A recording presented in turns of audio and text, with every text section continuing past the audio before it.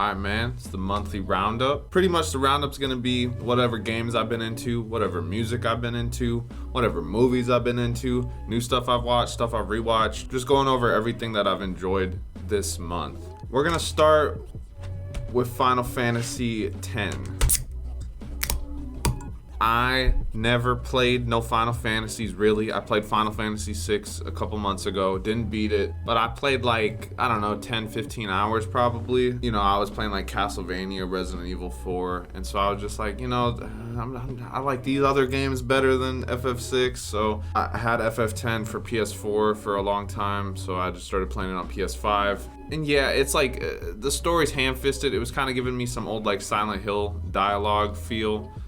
But like that's to be expected. Game came out in like 2001, but I've been enjoying it very much. I don't think I'm that far. I think I'm like, again, 10, 15 hours deep. I really do like Yuna's like summonings, her Aeons, I believe is what they're called, because they just look, they're so over the top, fucking like dumb, but it's so cool.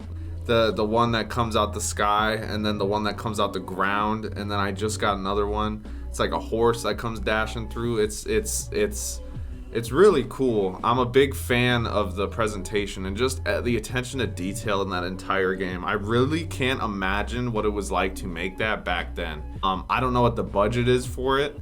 I don't know how long it took. I'm sure there wasn't that much like break periods of games compared to now, where it takes with GTA 6 or whatever, like how long's it been? It just goes to show how fast things change when too much money gets involved. I've also been playing Majora's Mask on the 3DS. I've played Ocarina of Time, never played Majora's Mask.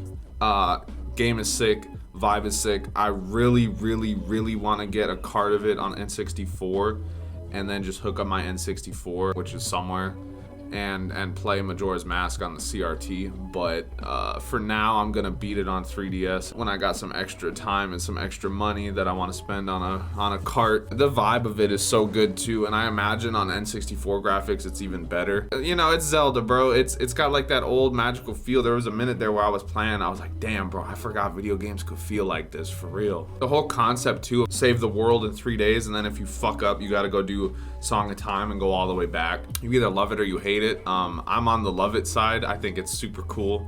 Yeah, it's gimmicky, but especially like I played Tears of the Kingdom. I got bit by the hype bug. I was like, dude, this is just Breath of the Wild like DLC. This is the same thing. Like if I never played Breath of the Wild, Tears of the Kingdom would definitely be better. Don't get me wrong. But I was like, I've already played this game, bro. From Ocarina of Time to Majora's Mask, I don't know. I just feel like it's different enough, you know what I mean? Like, so they kind of had to be gimmicky. Also, they just made that shit darker. Like, it really is like you go look at some old Majora's Mask art, official artwork. I don't know what they were going for, what they were on, but they nailed like this fantasy undertone. But it's not like Twilight Princess, where I think like that is the mastery of it. I don't know, like nostalgic versus like Twilight Princess, where I'd make that comparison to more like Lord of the Rings, you know what I mean? I'm looking forward to that new Resident Evil. I think I'm gonna play it, because I did just beat Resident Evil 4, so I kind of feel like I should play it. Other video games, Dead by Daylight, me and the boys. Stranger Things Rift just came out, so we've been going through that. New Vecna killers, stupid, dumb. These dudes can't hit these shots even if their life was depending on it. Just been going through that, man. I like Dead by Daylight. I'm kind of a DBD apologist. I understand the toxicity of it, but like, dude, I've played League too, so it doesn't, it don't faze me. And the other fun game, Marvel Rivals. My girl's way more into it than I am. I've been having fun playing that too. I've been playing Magneto and Blade. It's been good, bro. I'm just bad at hero shooters. I wasn't good at Overwatch either. All right, let's talk some movies. Haven't been watching a lot of movies. I've watched a few though recently. Rosemary's Baby, great movie. I really enjoyed the cinematography of it. I really enjoyed the writing of it. Like there was a lot of parts where it's like these people are having real conversations, and then it gets absurd towards the end, you know, where the fucking Hail Satan and all that shit. But like I think that's the juxtaposition of it, right? It's so like a normal movie, and then shit just gets out of control wild. You know what I mean? I was expecting like an ambiguous ending, so I'm cool that like it actually ended. They wrapped up for it and everything. I'm not gonna dive too deep into it, into the story and everything, but just with how it was shot, the actors, how it was written, And the vibe of it too is just, it's all good. Like, crazy how it came out, I think in the late 60s or early 70s, and it definitely holds up to stuff now. It's a great movie. If you haven't seen it and you like horror, check it out. Oh, I rewatched Zombie by Lucio Fulci. If you know me, you know I'm kind of a little bit into giallo and a little bit kind of into Italian horror in general. Kind of a poser a little bit though. I'm always like trying to watch more of it, but Zombie is like one of my favorite zombie movies. I have nothing but good things to say about that. That's another one where like the cinematography of that movie too is just so unreal. I think the scenes where they're walking through the town and it's like sunny or like daylight outside, I think that's really cool. Like, daytime horror, I think, is a hard thing for people to do. I think the grittiness of when that movie came out too, where it's shot, how it's shot, the gore in the movie obviously is amazing. The kills are cool. I think the one scene where they're in the hospital, whatever you want to call it, is very like Left 4 Dead 2. You got the eye kill scene, where her eye gets ripped out. That's pretty brutal. And then, you know, the twist at the end, which is like, you know, it's pretty predictable, but it's still cool if you're not really thinking about it and you're like, oh shit, you know? So yeah, I would recommend Zombie as well if you haven't seen it. And if you haven't watched like any Italian horror or any giallo, I would definitely look into that. Anywho, let's talk about music. My favorite. I actually got some CDs. Deeds of Flesh, Gradually Melted. Brutal death metal. I don't got the original cover, so that's cool, but this is the one they sell on Amazon, I think. But yeah, man, this is just 4 tracks, BDM, brother. This is just brutal death metal to the core. This is that shit, bro. This is what wakes me up in the morning. This is what you listen to at the gym. This hot day, summer, going like this down the highway. Yeah, if you like blast beats, bro, listen to this, bro. One of the best brutal death metal anything, I think.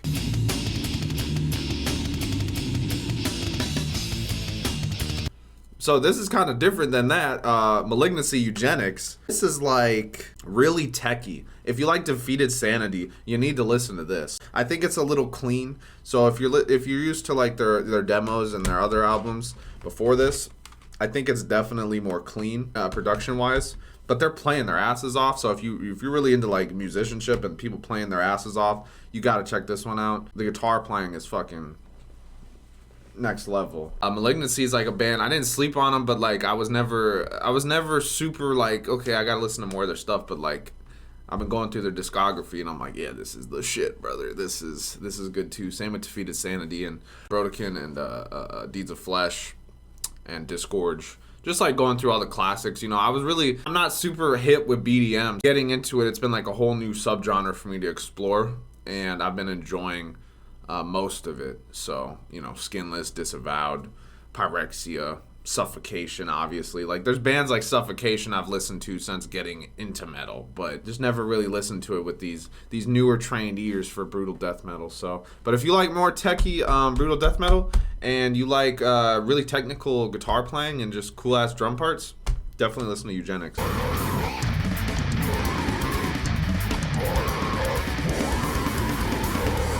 Now we're gonna take it back to the swamps. Splattered Cadaver. This is pretty much more Cannibal Corpse, I would say. It's brutal. It's sick. It's just pretty much where Cannibal was going. If you need more like classic Cannibal, like the first 4 albums, you want more of that, listen to this.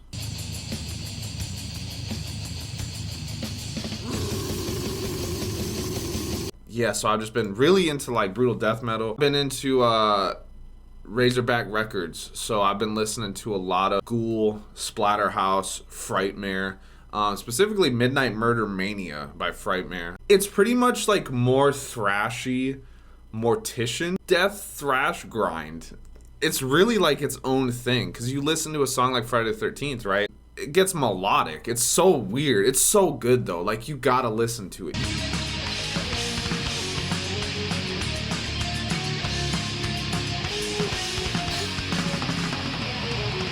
Last thing I gotta talk about too, musically, Japanese black metal. There's this band, Psy. They get really progressive at some points, but like I've been sticking to their older stuff. Score and Defeat, probably my favorite one. Good black metal, and I don't know. I've just been into I've been into Japanese black metal and some other things because you might be planning a trip somewhere. I'm just saying. Also Abigail, which is Japanese, like you could say war metal / black metal. Depending on what you're listening to. Shit, even speed metal you could probably throw in there, or black and speed, whatever. Intercourse and Lust. That's a good ass album. Check that album out too, by Abigail from Japan. That's pretty much what I've been listening to. Japanese BM, a lot of brutal death metal, and then this Razorback stuff with like Splatterhouse and Ghoul and Frightmare. So I think that's gonna wrap up the roundup. If you guys like this video, please like and subscribe. I do like talking about things that I like. I'll be back end of February. We'll have some new tunes to discuss, and then we'll go from there, man. But I appreciate you guys watching. You guys have a good one. Peace out.